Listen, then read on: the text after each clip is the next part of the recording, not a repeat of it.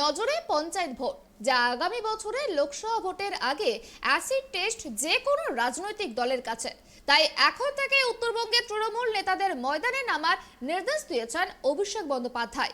আলিপুরদুয়ারের সভার মধ্য দিয়েই তারই সূচনা করলেন অভিষেক, মনে করছেন রাজনৈতিক মহলের বিশেষজ্ঞরা। পঞ্চায়েতের আগে দাদাগিরি নয়, সতর্ক অভিষেকের। নজরে পঞ্চায়েত ভোট।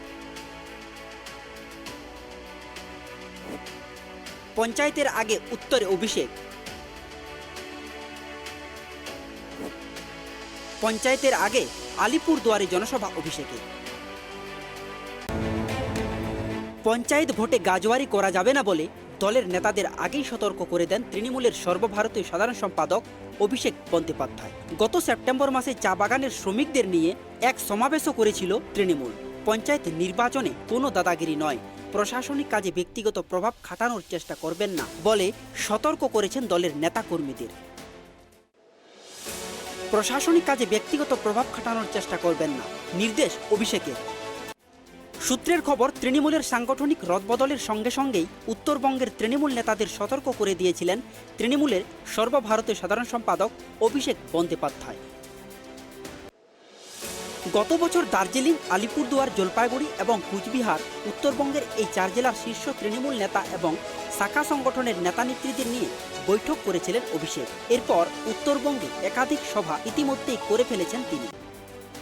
সূত্রের খবর, আলিপুরদুয়ারের নেতাদের অভিষেক তখনই বলেন, এখন থেকেই পঞ্চায়েত ভোট নিয়ে প্রস্তুতি শুরু করে দিতে হবে। জেলার সমস্ত চা বাগান এবং আদিবাসী অধ্যুষিত এলাকায় জনসংযোগ বাড়াতে নির্দেশ দেওয়া হয়েছিল তৃণমূল নেতাদের।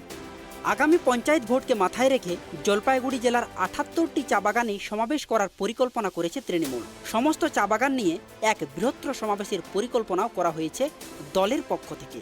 সূত্রের খবর, দার্জিলিং জেলার অন্তর্গত শিলিগুড়ির দলীয় নেতৃত্বকে বলা হয়েছে পৌরসভার উন্নয়নে জোর দিতে। 2018 পঞ্চায়েত নির্বাচনে 34% আসনে বিনা প্রতিদ্বন্দ্বিতায় জয়লাভ করে তৃণমূল, কিন্তু 19 লোকসভা নির্বাচনে বড় ধাক্কা খায় তৃণমূল।